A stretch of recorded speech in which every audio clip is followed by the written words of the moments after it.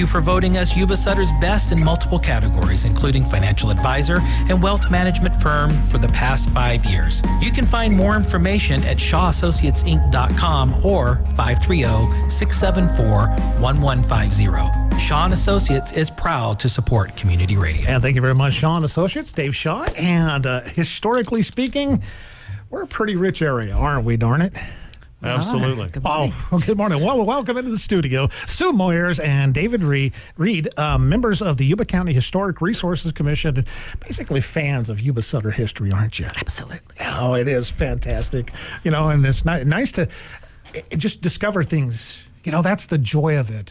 As we get older, we've already learned everything, but to relearn some of this history is fantastic. Well, and as a relative newcomer to the area, you guys are, longtime residents and multi-generational. And well, where'd you grow up, my friend? I grew up in Los Angeles. Okay, and I went back to Washington, D.C. for 20 years, then had a chance to come back to California. And I knew a little bit about the area, but in the 12 years I've lived here, it's like it's a new adventure, and there's so much history here. And well, you've seen some of the history of our country over in Washington, D.C. Absolutely. My goodness, some of the grandeur and see it some of that roots right here in this area. No question. Okay, let's talk about some of the accomplishments, if we could, real quick, that the Yuba Sutter Historic Resources Commission have done. This is the time to.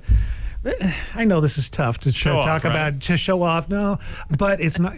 Keep in mind, it's not about you. It's about the accomplishments of the commission. Talk to us, Sue.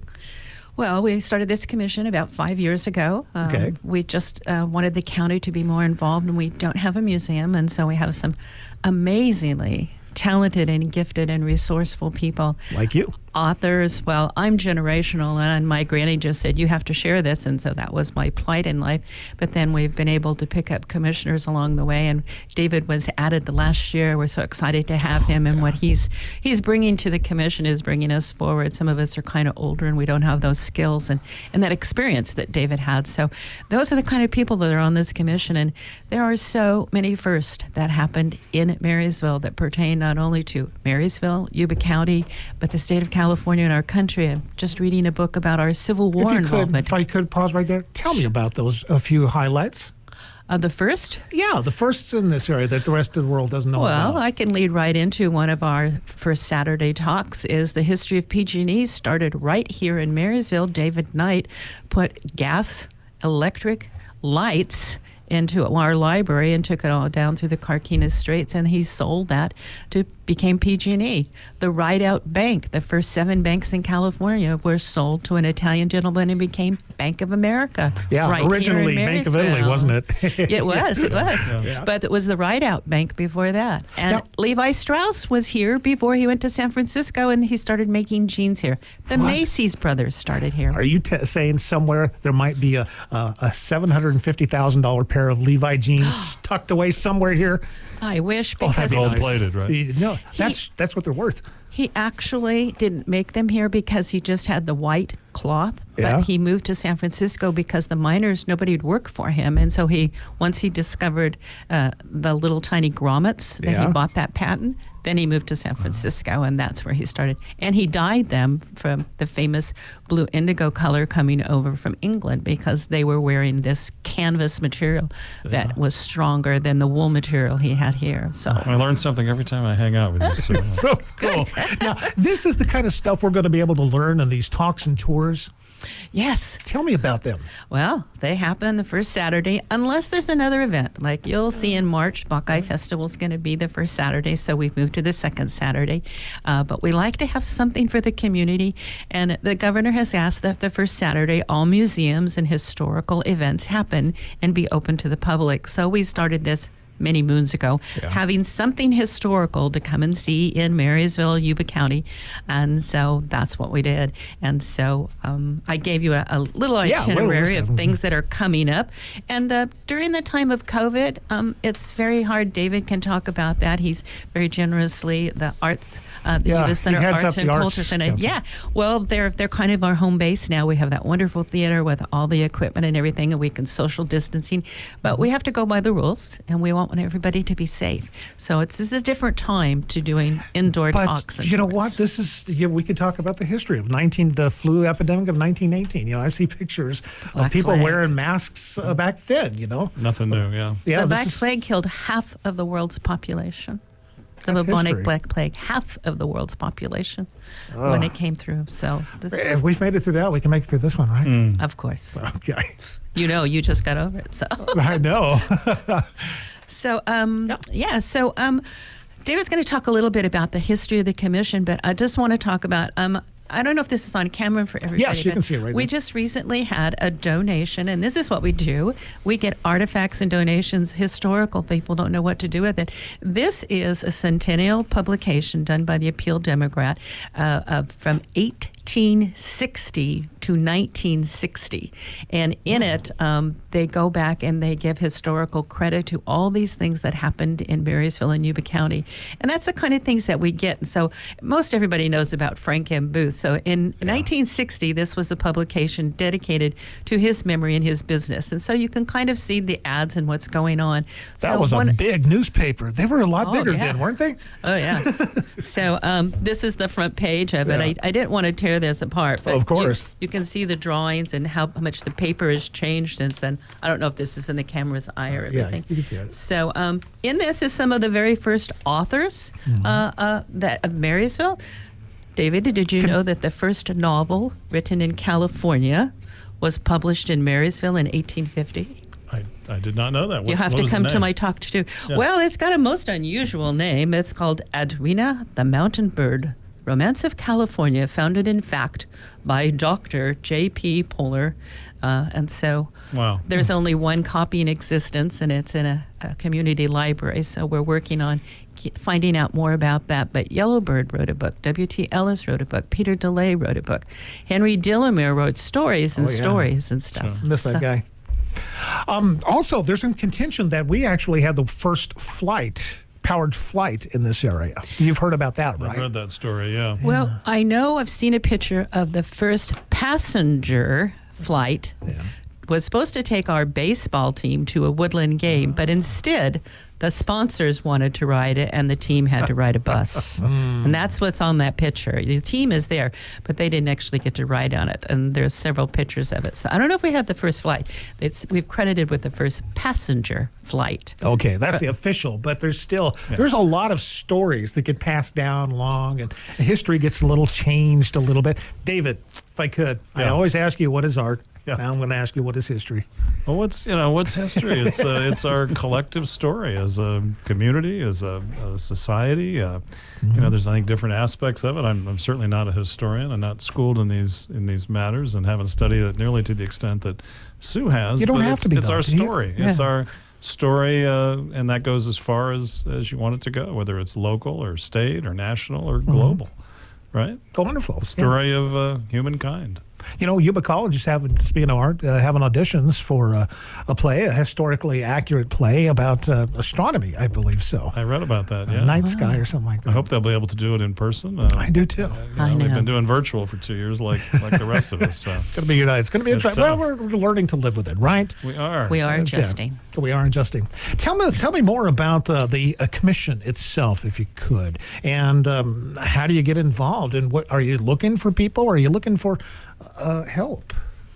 Are you looking for things like that newspaper right there? Let's tell them about some of the projects that we've done, David, and the History Sign project that how they can help. Yeah, absolutely. So much, so. Well, help, and certainly our meetings are open. We do meet publicly at the Yuba Sutter Arts and Culture offices in Marysville at 7th and East Street once a month. Which day of the month is it usually? It's been the first Wednesday. We may be changing that to the second. It might be more convenient for people. 5 o'clock, open to all. Come out and learn a little bit more. Meet the commission members, which are representatives of the entire community from Wheatland to the foothills, and so we've got great representation. As Sue said, it's been around for about 6 years. And they can help out on these projects that we're about to listen to. Absolutely. Tell me about these projects. Well, one of the challenges is, let me just say this first. It's the commission was originally formed by the county as a kind of an advisory group.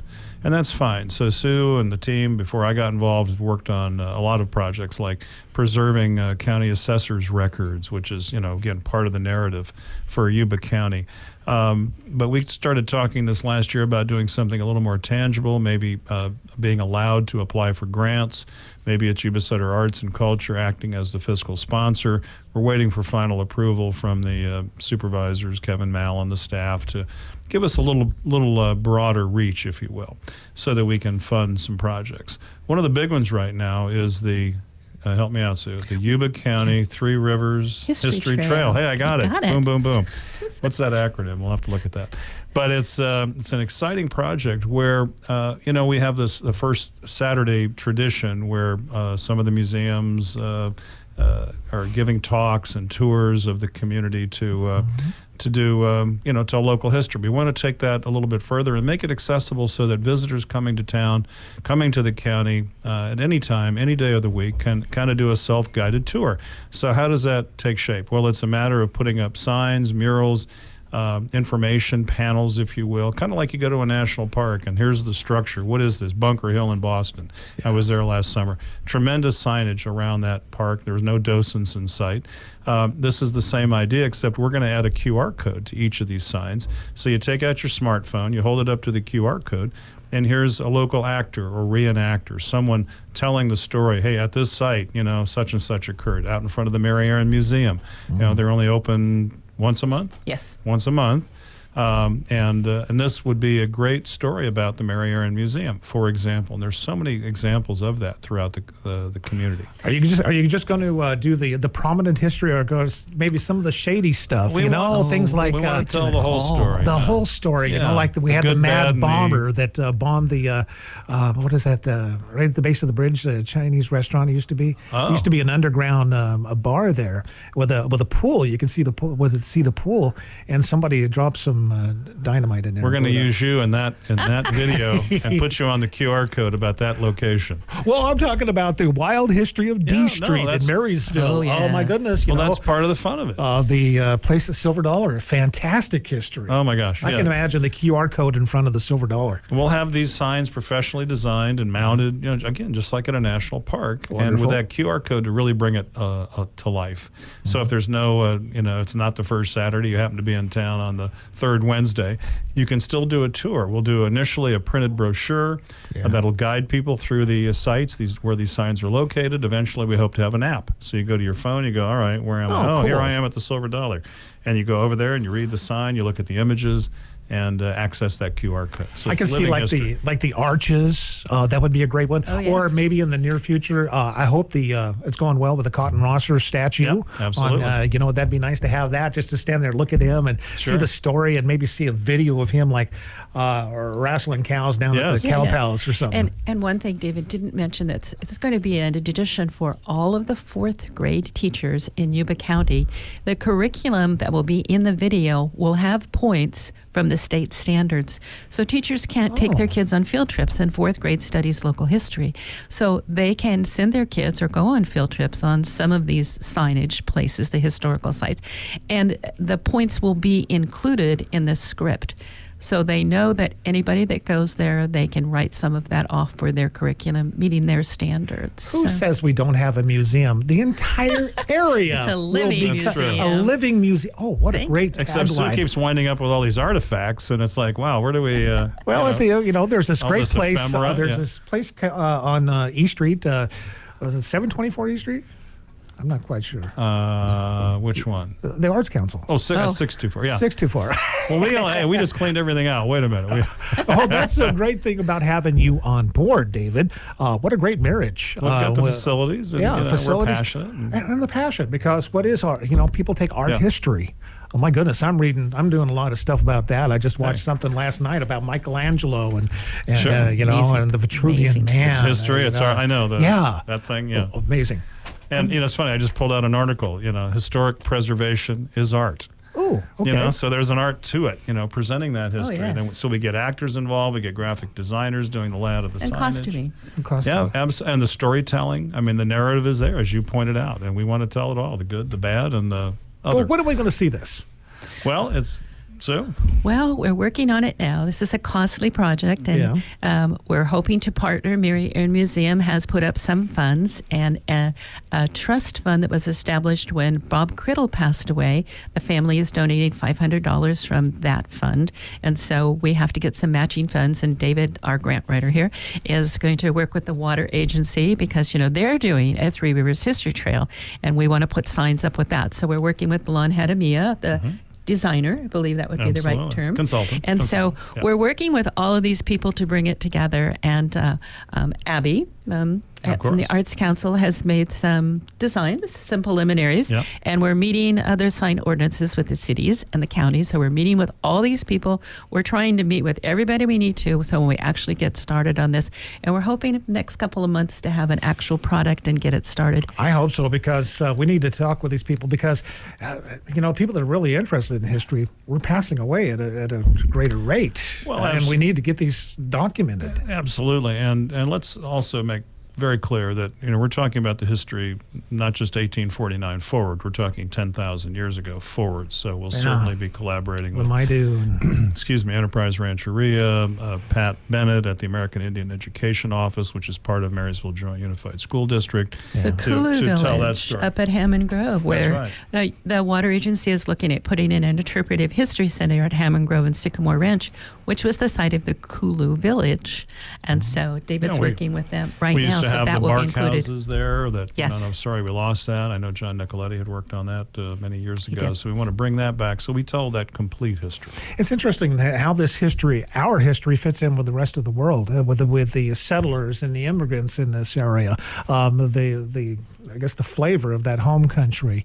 I've been watching this thing called Time Team on YouTube. It's just an amazing thing. But it's basically, the last 2,000 years in Britain, they got 2,000 years of history. Right. They can go through the Roman occupation, all the kings and all those. But we got 250 years about. We're getting there. Getting there. Well, that's referred to as post-colonial history. Post-colonial. We're just one aspect, but it's something. Pre-colonial, that 10,000 years ago, and then you bring it up to the last 170 years, and that's But it's our personal history, if you will, and it's nice to see how it fits in with the rest of the panoply of the world stage, if you will. So tell me, what is coming up in the near future that we can see and we can be involved with? Well, we have a lot of things we're going to highlight this year. David has worked with an old project that I started in 2009 when I inherited the Bush. Clyde and Myrtle Bush had a photography studio, and the Japanese were sent there in 1942 to have their ID badges done. And when they passed away, I inherited that collection. And these are the negatives. And so with David's help, we were able to do, a couple years ago, we did the Faces of Interment. We did 100. We blew these up. Now, these people had never seen these pictures because they were not allowed cameras. And so from that grew, I'll let you take it from there, another interpretive center out in Arboga, where the Marysville Assembly Center was actually at. And we have an interpretive center out there with signage and cue bars, so you take it from there. Yeah, that was a direct result of my having met Sue, learning about the location, that Arboga location that was a temporary holding facility in 1942. Right after FDR had signed Executive Order 9066, which basically meant, round up all the Japanese Americans and send them off to internment camps, or as the Japanese referred to them, concentration camps. So they were temporary facilities like the Arboga Assembly Center that temporarily, as in a couple of months, housed, in this case, 2,500 Japanese Americans, while the more permanent camps were being created. A lot of the locals went up to Tule Lake on the Oregon border. Mm-hmm. So Sue had started this project, got a historic landmark status established for the Arboga Assembly Center. And lo and behold, a couple of years ago, I saw a California State Library grant, which is specifically to help document, preserve, and tell the stories of the Civil Liberties Grant, it's called, of the Japanese Americans during World War II. So we got the grant. We actually got 2 of them, and we're able to create a memorial site, an interpretive center, a park. Where's this at? It's on Broadway near Feather River Boulevard in that little enclave. It's not far from the Plumas Lake Country Club. Yeah, if you know where yeah. Yuba River molding and things like that. Exactly, Past just that. down the road. Way past that. Just Okay. down the road. And now we've got this 200-foot square site. It's actually right across the street from the original site. But the Is it property. manned? Is it people? No, No. but it's got signage and QR codes. Okay. So you go out there and you spend 30 minutes. If you didn't know anything about this location, if you spend a few minutes and access those QR codes, you'll be an expert on that experience, what happened. And it's just phenomenal. You can go there anytime. Is it Yeah, blocked it's up? open. And we have 3 metal murals, I guess we can call them that, designed by our councilman, Stuart Gilchrist, representing what these people felt. And the trail leads you as it gets confined so that you feel what these people felt as entering Free Citizens and becoming prisoners. And as you walk around it, and it's breathtaking. It's very emotional. It is And emotional. it's the only place in California or maybe the United States that has this amazing story that it tells. It's wonderful. And we've got school groups that have already gone out there on field trips. I can imagine. And local folks are helping take care of it, keeping the grass mowed. Of course, right now the mustard flowers are up. And it's just beautiful. especially beautiful, yeah. One final question here, if I could. Are young people getting involved? We're trying to involve them and getting them involved. Right now, it's a real challenge to get into the schools to do of much. course, yeah. And so, we're looking at maybe doing some activities, inviting kids, to be ambassadors and to help us do the research. And we're also looking at young people to help do the voiceovers for some of these signs that we're going to do. Oh. And so they could help do the research. And then, of course, they wouldn't do the final script, but they could help do the research and assign that as a project through the teachers. That's in the future. We're hoping, to get to the charter schools are interested because they kind of have programs that are a little more flexible than the civics teachers and the history teachers. They have to conform to state standards before they reach out and do anything else. So, but we welcome young people. Is there a place like on the internet where you can find out a bunch of information? Glad you asked that question. Yeah, we have a Facebook page. Okay. If you're a social media person, so just search on Yuba County Historic Resources Commission. The website is in development. Yes, through the county. I don't think it's live yet, but soon we'll have the website up, and you can always, just to get access to get a hold of Sue or us, you can always get a hold of us through Yuba Sutter Arts and Culture. 742-ARTS, 742-2787.